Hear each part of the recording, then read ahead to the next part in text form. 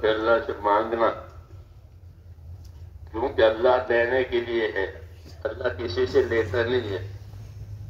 لا یسألکم اموالکم، اللہ تم سے تمہارا مال نہیں مانگے گا۔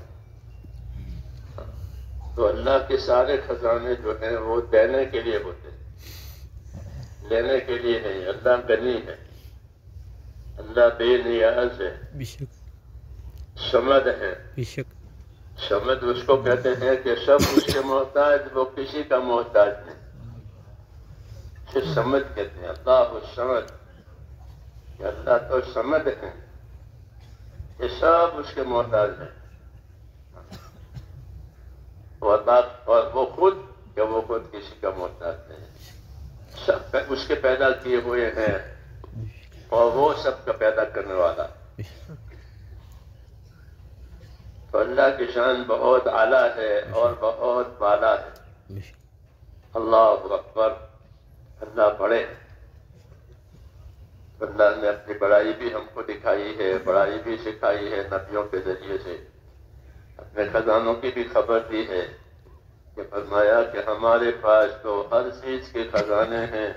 یہ کہا کہ وَإِن مِّن شَيْءٍ إِلَّا عِندَنَا خَزَائِنُهُ، کوئی چیز ایسی نہیں جس کے خزانے ہمارے پاس نہ ہوں۔ اللہ کہتے ہیں، اللہ خزانے سب چیزوں کے ہیں، البتہ ایک مقدار معلوم کے ساتھ زمین پر اور دنیا میں اس کو اتارتے ہیں، کہ دنیا میں اسے زیادہ تحمل نہیں۔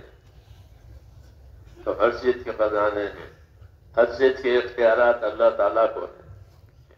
حیات اور موت اس کے وہ تنہا مالک ہیں، اور حیات اور موت کے درمیان میں جتنے مسائل ہیں، سب مسائل کا تعلق اللہ سے ہے۔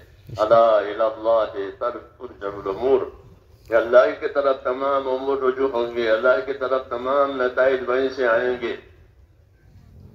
تو ساری کائنات اللہ تعالیٰ کے امر کے تحت میں ہے۔ الا لہ الخلق والامر، یہ یاد رکھو، مخلوق بھی اللہ کی، فیصلہ بھی اللہ کا، کسی کا کچھ نہیں۔